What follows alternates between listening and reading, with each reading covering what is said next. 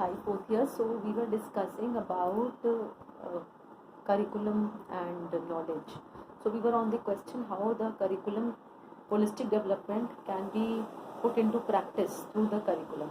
In that we have discussed 3 or 4 points. The last point that we discussed in this was, if I remember it correctly, was designing learning experiences, which was given on page number 20. So we have actually discussed 3 points on how to implement this holistic development through curriculum in practice. How can we do it? So 2 points were left in it. 3 points we have already discussed. The fourth point is approaches to planning. Now what do we mean by this approaches to planning? पहले when you read it आपको लगेगा जैसे एक lesson plan का हिस्सा है. हम जैसे लेसन प्लानिंग करते हैं where we use lot of approaches how to implement the curriculum. हम बहुत सारी skills डिज़ाइन कर लेते हैं और डिफाइन कर लेते हैं, बहुत सारे लर्निंग आउटकम्स डिफाइन कर लेते हैं और उसके अकॉर्डिंग हम एक्टिविटीज़ बनाते हैं और इम्प्लीमेंट करते हैं. वी सी टू इट कि जो भी हमने एक्टिविटीज़ बनाई थी उससे जो हमने स्किल्स लिखी हैं, लर्निंग ऑब्जेक्टिव्स लिखे हैं, वो पूरे हो रहे हैं कि नहीं हो रहे हैं. राइट. तो अप्रोचेस टू प्लानिंग कहीं ना कहीं इसी बात से डील करता है कि how well your objectives are achieved through your planning and what are the pedagogies that you have used to achieve those objectives. Now what is new in this is कि approach to those activities and pedagogies.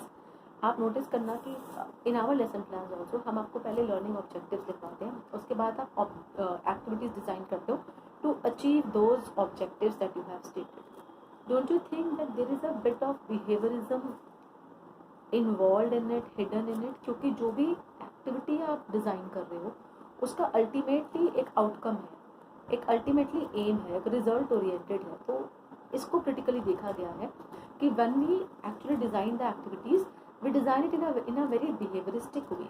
We design them with a desired outcome. Till the outcome is not reached, we do not consider the activity to be a successful activity. Right? So do we really need to do this, or we need to look up again at our planning?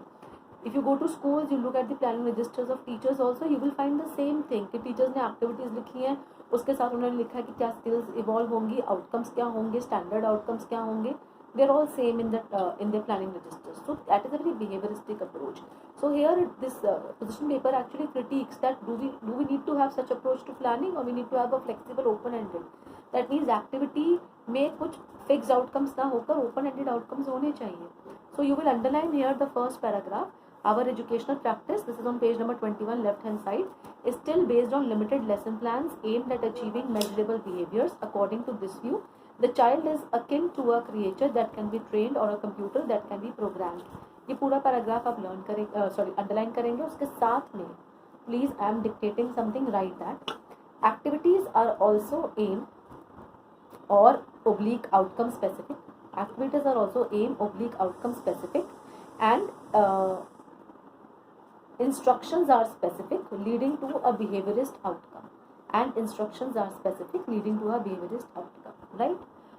इसमें उसके बाद और experiences किस तरीके से हम organise कर सकते हैं, और कुछ एग्जांपल्स दे रखे हैं जो हम साइंटिफिक एक्सपेरिमेंट्स में क्लासरूम में कर सकते हैं जो ओपन एंडेड हों.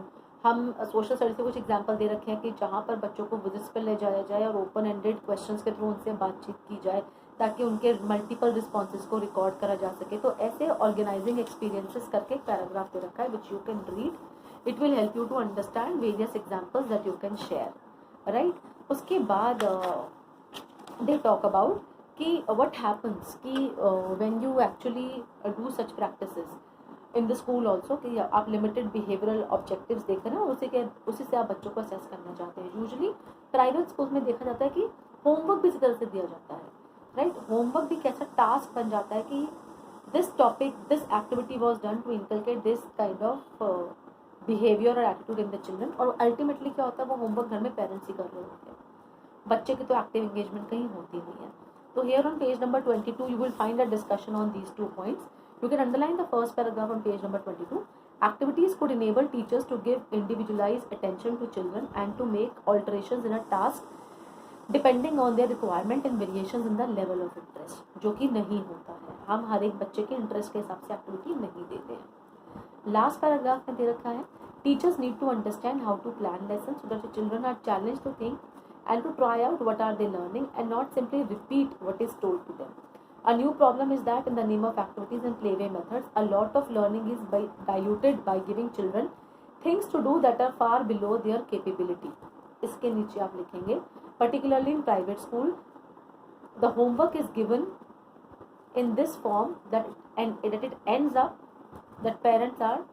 up like parents are doing the homework. So please write this. Particularly in private schools, homework is done by parents, क्योंकि बच्चों की कैपेबिलिटीज के तो बाहर होता है वो होमवर्क, राइट. तो approaches to planning needs to change. The last point, fifth point in this is really very interesting, that is the critical pedagogy, जिसके बारे में हम थर्ड ईयर में बीसी में बहुत बात कर चुके हैं, पर्टिकुलरली माइकल डब्ल्यू एप्पल की रीडिंग्स के through.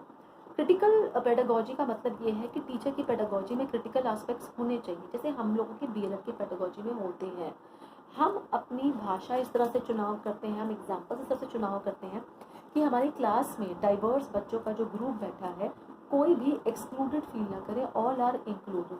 So if I am giving you an example of something from a disadvantage group और अ माइनॉरिटी ग्रुप, और for that matter if I say कि women are also a representation of minority in the patriarchal society, so I choose my examples in such a way that all of you who are sitting in my class feel represented, right.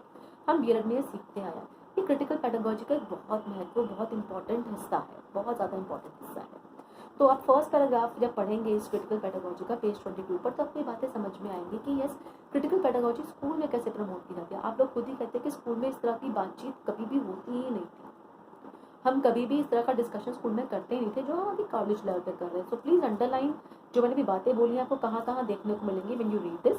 Teacher and student engagement, this is on page number 22. Critical pedagogy, first paragraph. Teacher and student engagement is critical in the classroom because it has power to define whose knowledge will become a part of school related knowledge and whose voices will shape it. So this will not be the voice only of the administrator but the voice of the children and the teachers also, which will shape the knowledge of the school. तो hidden curriculum की बात फिर से यहाँ पर आती है. Critical pedagogy hidden curriculum को चेंज करने की कैपेसिटी रखती है. It can change the way the hidden curriculum is acting. What children learn, next paragraph, next page पर आएंगे 23 पर. What children learn out of school, their capacities, learning abilities, knowledge base, etc. इस पूरे paragraph को underline कर लेना. यहाँ पर आप नोटिस करोगे कि इस पूरे पैराग्राफ को जब एंड तक अंडरलाइन करोगे, दो पैराग्राफ है, पार्टिसिपेटरी लर्निंग एंड टीचिंग वाला भी पैराग्राफ है. जब इन दोनों को अंडरलाइन करोगे, जो बात बाहर निकल कर आएगी वो ये आएगी कि representation of minorities becomes very important, right. उसके बाद दो बॉक्स दे रखे हैं, इन दो बॉक्स में क्रिटिकल पेडागोजी के बहुत सारे एग्जाम्पल्स दे रखे कि कैसे उनसे डील किया जा सकता है. और ये सब एग्जाम्पल्स हम मोर और लेस अपने बीसीई में या हम कहीं ना कहीं करिकुलम में डिस्कस कर चुके हैं कि माइनॉरिटीज़ का क्या रिप्रेजेंटेशन ज़रूरी है सिलेबस में. जो टेक्स्ट बुक्स होती हैं, क्या टेक्स्ट बुक्स बायस तो नहीं हो जाती हैं. क्रिटिकल पेडागोजी जो है हमें एक मौका देती है कि हम रिफ्लेक्ट करें पॉलिटिकल, सोशल, इकोनॉमिक और कल्चरल एस्पेक्ट जो हमारी सोसाइटी में एग्जिस्ट करती हैं. उसी के लेंस से हम टेक्स्ट बुक्स को भी देखें, क्या टेक्स्ट बुक में एक तरीके की आइडियोलॉजी तो नहीं है, कहीं प्रमोट हो रही है. तो ये सारी बातें जो हम कर चुके हैं उन दोनों का कह सकते हो, उन सब बातों का साथ इन दोनों पैराग्राफ में, इन दोनों बॉक्सेस में दे रखा है. So do read them, it's a simple thing but do read them, they have got very good examples in them, right. Critical pedagogy एक और व्यू पॉइंट से इसलिए भी इम्पोर्टेंट हो जाती है बिकॉज वो हमारे को ये रियलाइज़ कराती है कि हमारी सोशल रियलिटी के बियॉन्ड भी कहीं कोई चीज़ें एग्जिस्ट करती हैं. तो अगर मैं एक पंजाबी बैकग्राउंड से आती हूँ तो मुझे समझ में आता है कि मुस्लिम कम्युनिटी के लोग क्या फील करते हैं, उनकी सोशल रियलिटी क्या है. या अगर मैं एक ऐसे बैकग्राउंड से आती हूँ जहाँ पर मुझे बहुत लिबरल एटीट्यूड मिला है, मेरे घर में वुमेन लिबरेशन पर भी बहुत बातचीत की जाती है, तो लेकिन क्रिटिकल पेडागोजी के थ्रू आप में से या मेरे कलीग से किसी के घर में एक कंजर्वेटिव एनवायरनमेंट हो तो मैं वो रियलिटी भी समझ पाती हूँ. तो दूसरों की सोशल रियलिटी समझ पाने में क्रिटिकल पेडागोजी बहुत हेल्प करती है. तो पेज नंबर 24 पे do read the left hand side, you can underline the first paragraph की 5-6 lines. When children and teachers share and reflect on their individual and collaborative experiences without fear of judgment, it gives them opportunities to learn about others who may not be part of their own social reality. This enables them to understand and relate to differences instead of fearing it. तो हम differences को समझ पाते हैं, उनसे relate कर पाते हैं, उनके प्रति हम टॉलरेंट हो जाते हैं बिकॉज हम समझ पाते हैं कि एक सोशल रियलिटी है जो एग्जिस्ट करती है. तो हम उससे घबराते नहीं हैं, उसको नज़रअंदाज नहीं करते, उसको अपनाते हैं, which is very important in a diverse society to understand the social reality of others also, और समझे कि वो एग्जिस्ट करती है.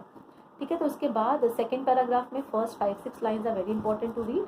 Learning to question receive knowledge, इसको रीड करिएगा जरूर. A pedagogy that is sensitive to gender and class, that is the last paragraph. caste and global inequalities, do underline that 4-5 lines. They are important to learn, which makes you understand the critical pedagogy. Now with that, we will come to the last part of this unit, which is the knowledge and understanding, which is coming up in the next video.